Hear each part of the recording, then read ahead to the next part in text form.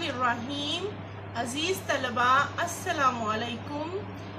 हम सूरत अहज़ाब के 6 रकू पढ़ चुके हैं। आज हम रकू नंबर 7 जो है वो पढ़ें और उसकी तफसीर समझेंगे। रकू नंबर 7 आपकी किताब के सफ़ा नंबर 40 पर मौजूद है और इस रकू में आयत नंबर 53 से लेकर 58 तक आयात है। इस रकू का इब्तदाई हिस्सा मुताला करते हैं। बिस्मिल्लाहिर्रहमानिर्रहीम।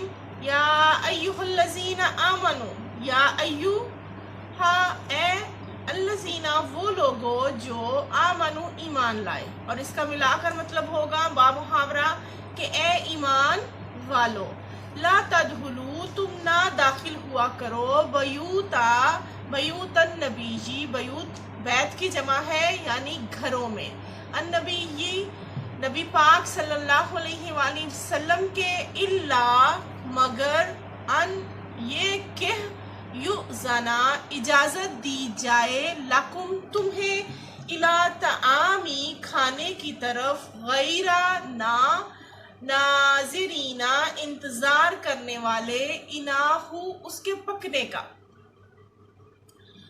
अल्लाह ताला इस पहली आयत मुबारका के पहले हिस्से में फरमाता है कि ए ईमान वालो, तुम नबी पाक सल्लल्लाहु अलैहि वसल्लम के घरों में बिला इजाजत दाखिल ना हुआ करो। यानी अगर तुम्हें जाना पड़े खाना खाने के लिए तो तब भी उस वक्त जाओ जब तुम्हें उस खाने के पकने का इंतजार ना करना पड़े। यानी उस वक्त जाओ जब खाना बनकर तैयार हो चुका हो और तुम्हें खाना वहां बैठकर पकने का इंतजार ना करना पड़े। यानी वक्त से पहले मत चले जाना कि तुम नबी पाक सल्लल्लाहु अलैहि वसल्लम के घर में बैठे रहो। इस आयत मुबारका में दरअसल नबी पाक सल्लल्लाहु अलैहि वसल्लम के घर आने के, यानी जो जितनी भी अज़वाज मुतहहरात हैं उनके घरों में जाने के आदाब सिखाए जा रहे हैं। आगे पढ़ते हैं। वलाकिन और लेकिन, इज़ा जब, दुई तुम्हें दावत दी जाए। ये लफ्ज़ आपके अल्फाज मानी में भी शामिल है, यानी तुम्हें दावत दी जाए खाने की। आका करीम हजरत मोहम्मद सल्लल्लाहु अलैहि वसल्लम की तरफ से कोई दावतनामा मिले कि ए मोमिनो, आज तुम्हारी जो है, ए मुसलमानों या फलां सहाबी जो है उनको बुलाया जाए कि आज तुम लोगों की दावत है आका करीम के घर में, तो उस कंडीशन के बारे में बताया जा रहा है। अल्लाह फरमाता है कि जब तुम्हारी दावत की जाए, फदहुलू तो दाखिल हो जाओ, फ़इज़ा फिर जब, ताइम तुम, ये लफ्ज़ भी आपके अल्फाजवानी में शामिल है। फ़इज़ा फिर जब, ताइम तुम खाना खा चुको। अल्लाह की तरफ से हुक्म आ रहा है कि जब तुम खाना खा चुको, फंतशिरू तो मुंतशिर हो जाओ, पस मुंतशिर हो जाओ। इसका मानी फा का तो या पस भी कर सकते हैं। फंतशिरू तो मुंतशिर हो जाओ, वला और ना, मुस्तनिसीना जी लगाकर बैठे रहो। फंतशिरू का मतलब हुआ मुंतशिर हो जाओ, यानी वहां मिल बैठकर इकट्ठे होकर जो है वो आपस की तवील गुफ्तगू मत करो। वला मुस्तनिसीना और जी लगाकर मत बैठो, यानी बातें आपस में तवील बहस में मत छेड़कर बैठ जाओ, बल्कि उठकर चले जाओ, मुंतशिर हो जाओ।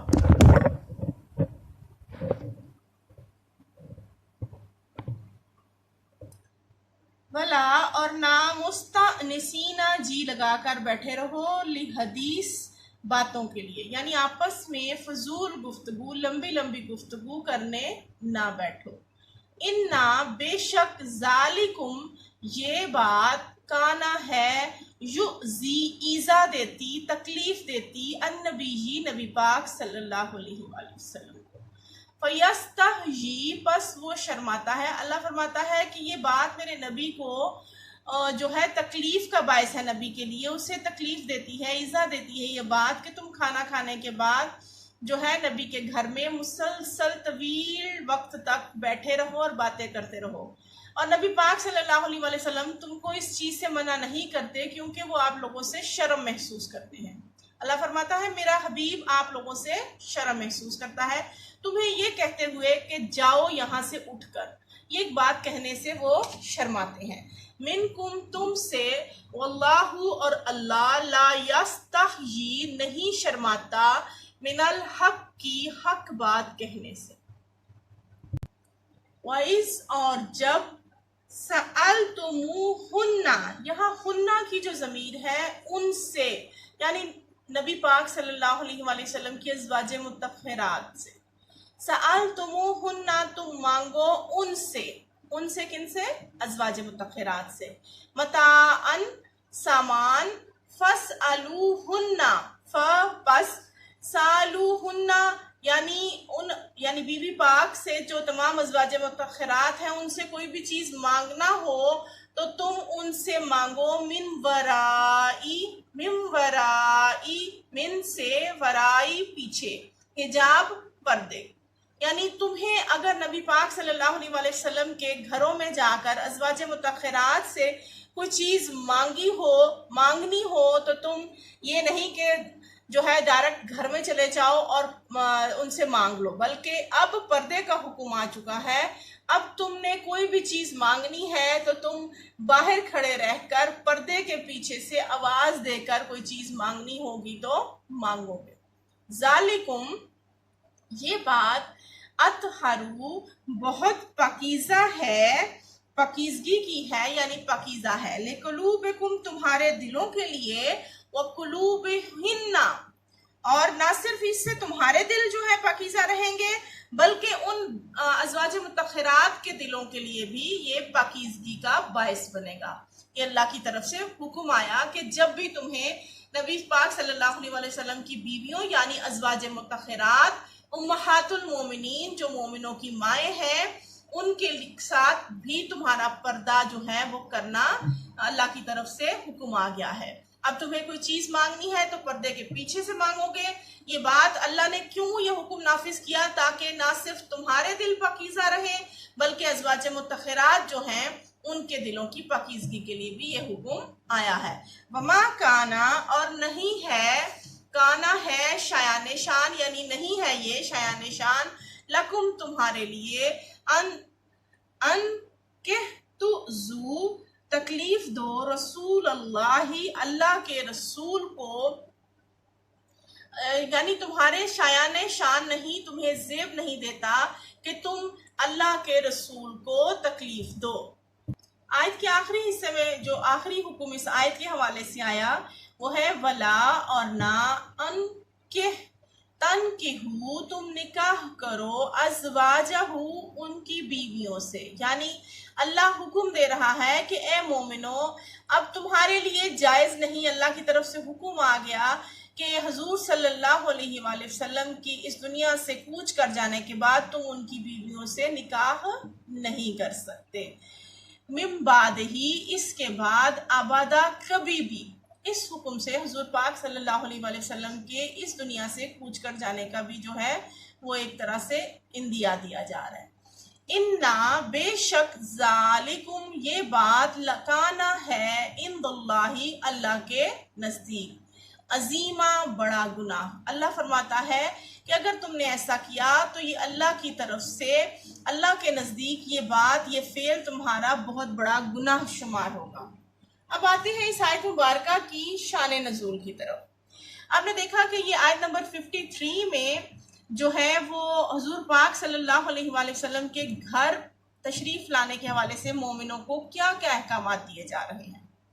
اس پوری آیت مبارکہ میں جو جواب آیات کی صورت میں ترجمہ اور تفسیر ہوگی وہ آپ کے کتاب کے سوال نمبر 1، یعنی ان آیات میں اہل ایمان کو رسول پاک صلی اللہ علیہ وآلہ وسلم کے گھر آنے کے بارے میں کیا آداب سکھائے گئے ہیں، تو یہ پورے کا پورا جو ترجمہ اور اس کی جو تھوڑی بہت ڈیٹیل ہے وہ ملا کر آپ کے سوال نمبر 1 کا جواب بنے گا۔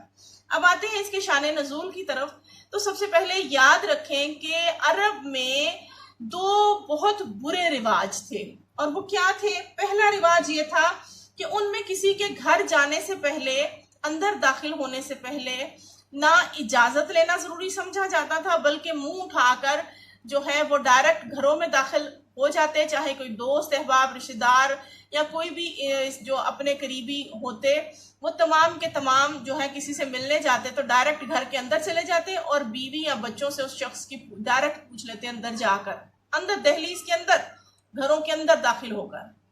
سب سے پہلے اس رواج کو ختم کرنے کے لیے اللہ تعالیٰ نے ازواج مطہرات کے لیے اسپیشلی آقا کریم کے گھروں کے لیے حجرہ پاک تھے جتنے بھی، جس حضور پاک صلی اللہ علیہ وسلم کے نکاح میں اس وقت جتنی بیویاں تھیں ان تمام کے گھروں میں جانے سے اللہ نے منع کر دیا.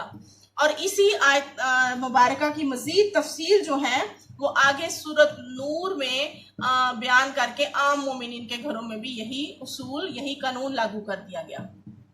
دوسرا جو برا رواج تھا وہ یہ تھا کہ جب بھی انہیں دعوت پر بلایا جاتا، یعنی کسی عرب کے کسی بھی گھر میں، کسی بھی جو ہے گھر میں دعوت ہوتی، تو اس دعوت پر جب لوگوں کو بلایا جاتا تو وہ دعوت میں جا کر کھانا کھانے سے پہلے بھی بہت پہلے چلے جاتے ہیں، کھانا تیار ہونے سے. یعنی اگر کسی نے کہا کہ دوپہر میں تمہاری دعوت ہے تو لوگ صبح سویرے ہی ان کے گھر چلے جاتے، اور دوپہر کا کھانا بننے میں ابھی بہت وقت ہوتا، اور نہ صرف صبح سویرے چلے جاتے بلکہ کھانا کھا کر بھی دوپہر کے کھانے کے بعد بہت طویل گفتگو اور لا حاصل بحث جو ہے وہ کرنے بیٹھے رہتے. یعنی ان کے نزدیک جو ہے اگلے بندے نے اگر بلایا ہے تو اب وہ وہاں سے اٹھنے کا نام بہت مشکل سے لے گے. ان دونوں جو برے رواج ہیں ان کا خاتمہ کیا گیا.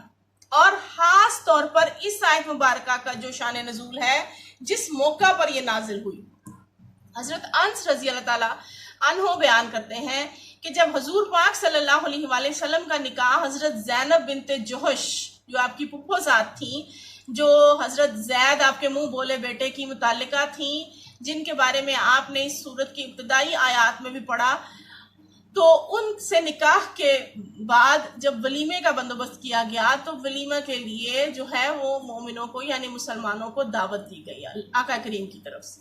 ولیمے کا کھانا کھا کر جو ہے وہ صحابہ کرام عرب کے رواج کے مطابق آقا کریم کے گھر میں جو ہے لمبی گفتگو کرنے بیٹھ گئے اور ایک دوسرے سے جو ہے وہ گفتگو کرتے رہے. کافی دیر تک بات چیت ہوتی رہی جس سے آقا کریم کو کافی زیادہ جو ہے تکلیف کا جو ہے سامنا کرنا پڑا.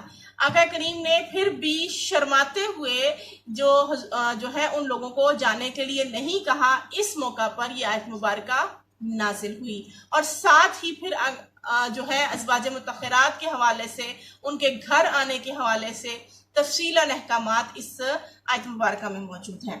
دیکھتے ہیں جی سورۃ احزاب کی آیت مبارکہ کا شان نزول یہ ہے کہ نبی پاک صلی اللہ علیہ وآلہ وسلم نے حضرت زینب کے ولیمے میں صحابہ کرام رضوان اللہ علیہم اجمعین کو دعوت دی. بعض صحابہ کرام کھانے سے فارغ ہو کر وہاں بیٹھ کر باتیں کرنے لگے جس سے آپ صلی اللہ علیہ وآلہ وسلم کو تکلیف پہنچی، لیکن اور ان کے آرام کے لیے جو ہے وہ وقت نہیں ملا. لیکن اعلیٰ ترین اخلاق کے مالک ہونے کی وجہ سے آپ صلی اللہ علیہ وآلہ وسلم نے ان کو جانے کے لیے نہیں فرمایا. یہ حضرت انس کی حدیث مبارکہ میں صحیح بخاری میں یہ حدیث درج ہے. اس آیت میں آئندہ کے لیے محتاط رہنے کا حکم دیتے ہوئے آداب دعوت بتائے گئے ہیں. اس آیت میں امہات المومنین کو پردے کا حکم بھی دیا گیا ہے کہ آئندہ جب بھی کوئی صحابہ کرام میں سے یا کوئی بھی اجنبی جو ہے وہ ازواج مطہرات کے حجرے کی طرف جائے گا اور ان سے کوئی چیز مانگنی ہوگی تو آئندہ بغیر اجازت داخلے کی ممانعت ہے کہ وہ یہ تمام ان کے لیے ایذا کا باعث ہے آقا کے گھر آنے کے لیے، لہٰذا اس سے اجتناب ضروری ہے. چونکہ امہات المومنین رضوان اللہ علیہم اجمعین جو ہیں وہ تمام مومنوں کی مائیں ہیں، اس لیے اللہ نے حکم دے دیا کہ آقا کریم کے بعد ان سے نکاح کرنا جو ہے وہ کسی صورت جائز نہیں بلکہ حرام قرار دے دیا گیا. اس میں مومنین کی ماؤں جو ہے ان کی عظمت کا خیال بھی رکھیں اور ان کے سے پردے کا حکم واضح طور پر آ گیا. اگلی آیت مبارکہ، یہ جو آیت مبارکہ ہم نے پچھلی پڑھی یہ آپ کے نہ صرف سوال جواب کے حوالے سے بلکہ جو ہے آپ کے دو سوالات کے جواب اس میں آ جائیں گے. آپ کا پہلا سوال آپ کو بتا چکی ہوں، دوسرا ہے جی رسول پاک صلی اللہ علیہ وآلہ وسلم کے گھر آنے کے حوالے سے دعوت پر جو آتے ہیں ان کو کن آداب کا خیال رکھنا ہے. یہ بھی آپ کی پہلی آیت مبارکہ کے مطابق جو ہے اس کا جواب موجود ہے آپ کے نوٹس میں. اب ہم پڑھتے ہیں آیت نمبر 54. ان اگر تم ظاہر کرو شیئن کچھ او یا تخفوہ تم چھپاؤ اسے یعنی اگر تم کوئی بات ظاہر کرتے ہو یا تم کچھ بھی چھپاتے ہو فإنا تو بے شک اللہ کانا ہے بکل شیء ہر چیز سے علیما باخبر۔ اس آیت مبارکہ کا شان نزول یہ ہے جی کہ اللہ تعالیٰ جو ہے وہ اپنی ذات صفات میں کامل بھی ہے اور یکتا بھی ہے، اس عظیم ہستی سے کوئی بات بھی چھپی نہیں ہے۔ تو سورۃ احزاب کی اس آیت مبارکہ میں مومنین کو آگاہ کیا جا رہا ہے تو کہ تم کسی چیز یا بات کو ظاہر کرو، ہاتھ چھپاؤ، اللہ تعالیٰ سے تو کوئی بات چھپی نہیں، وہ تو شارگ سے زیادہ قریب ہے، وہ تو ہر چیز کو خوب جاننے والا ہے۔ اللہ تعالیٰ کے رسول صلی اللہ علیہ وآلہ وسلم کو ایذا پہنچانے والی بات تو بڑے وبال کی چیز ہے، اس لیے ایسی کوئی بات تم لوگ زبان پر نہ لاؤ، یہ اپنے دل میں رکھو۔ اللہ تعالیٰ کو خوب معلوم ہے کیونکہ اس کے علم سے باہر کوئی چیز نہیں، اس لیے ایسی باتوں کا خیال دل میں رکھنے یا زبان پر لانے سے بچنا چاہیے۔ یہ ہیں جی آپ کی پہلی دونوں آیات اس رکوع کی۔ آپ کو ایک دفعہ پہلے سوال کا جواب جو ہے وہ ایک باقاعدہ طور پر ڈسکس کر لیتے ہیں کہ گھر آنے کے آداب کے حوالے سے نبی پاک صلی اللہ علیہ وآلہ وسلم کی ازواج مطہرات کے فرمایا گیا کہ محمد صلی اللہ علیہ وآلہ وسلم کی بیویوں سے کوئی سامان مانگنا ہو تو پردے سے کے باہر رہ کر مانگو، پرانے عرب کے رواج کی طرح منہ اٹھا کر اندر مت چلے جاؤ، وہ تمہارے لیے جو ہے بہتر یہ ہے کہ یہ تمہارے دلوں کی پاکیزگی کے لیے بھی بہتر ہے اور ان کے دلوں کی پاکیزگی کے لیے بھی بہتر ہے، اور تم کو یہ شایان نہیں کہ رسول پاک صلی اللہ علیہ وآلہ وسلم کو تکلیف دو اور ان کی حیات مبارکہ یعنی اس دنیا سے کوچ کر جانے کے بعد ان کی بیویوں سے کبھی نکاح مت کرنا، یہ اللہ کے نزدیک بڑا گناہ ہے۔ اس کے بعد سوال نمبر 2 ہے جی رسول پاک صلی اللہ علیہ وآلہ وسلم کے ہاں کھانے کی دعوت پر آنے والوں کو کن آداب کے لیے سکھایا گیا؟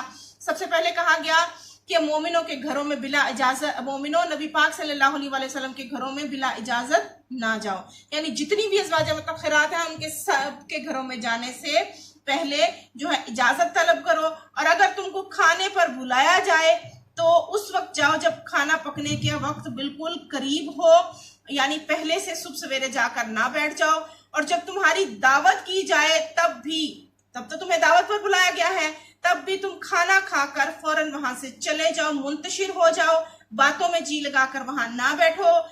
اس بات سے نبی پاک صلی اللہ علیہ وآلہ وسلم کو تکلیف پہنچتی ہے، وہ تم سے یہ کہنے میں شرماتے ہیں کہ یہاں سے جاؤ، اور تم سے نہیں کہتے، مگر اللہ چونکہ سچ بات کہنے سے نہیں شرماتا اس لیے اللہ تعالیٰ حق بیان کر رہا ہے۔